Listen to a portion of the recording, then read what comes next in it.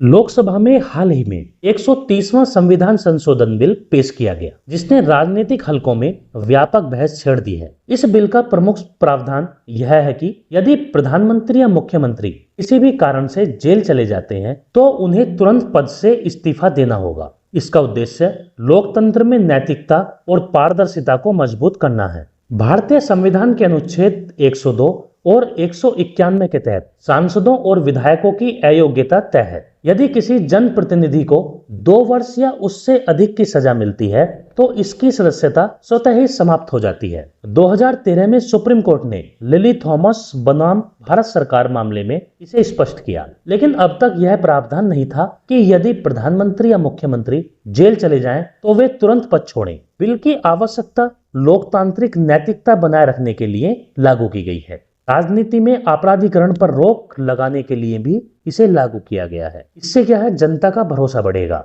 और साथ ही इसे मजबूत करने के लिए देश का सर्वोच्च पद किसी भी तरह जेल से संचालित न हो, इस पर भी जोर दिया गया है। अंतर्राष्ट्रीय छवि में सुधार होगा। क्योंकि भारत एक जिम्मेदार लोकतंत्र है, इसके संभावित लाभ राजनीति में शुचिता और पारदर्शिता बढ़ेगी। अपराधी प्रवृत्ति के नेताओं को सत्ता से दूर रखा जा सकेगा।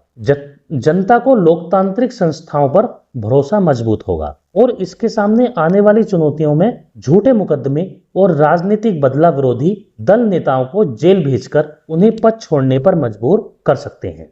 न्याय प्रक्रिया लंबी होने से निर्दोष व्यक्ति भी प्रभावित हो सकता है। शासन में अस्थिरता पैदा होने का खतरा रहेगा। यदि अस्थायी गिरफ्तारी पर भी इस्तीफा देना पड़े, तो यह गलत होगा। 130वां संविधान संशोधन बिल राजनीति में नैतिकता और जवाबदेही लाने की दिशा में महत्वपूर्ण कदम है। प्रधानमंत्री या मुख्यमंत्री जैसे पदों का जेल में रहकर संचालन लोकतांत्रिक गरिमा के विपरीत है। यह संशोधन जनता का भरोसा बढ़ा सकता है, लेकिन इसके साथ दुरुपयोग रोकने के लिए स्पष्ट परिभाषा और सुरक्षा उपाय भी आवश्यक होंगे।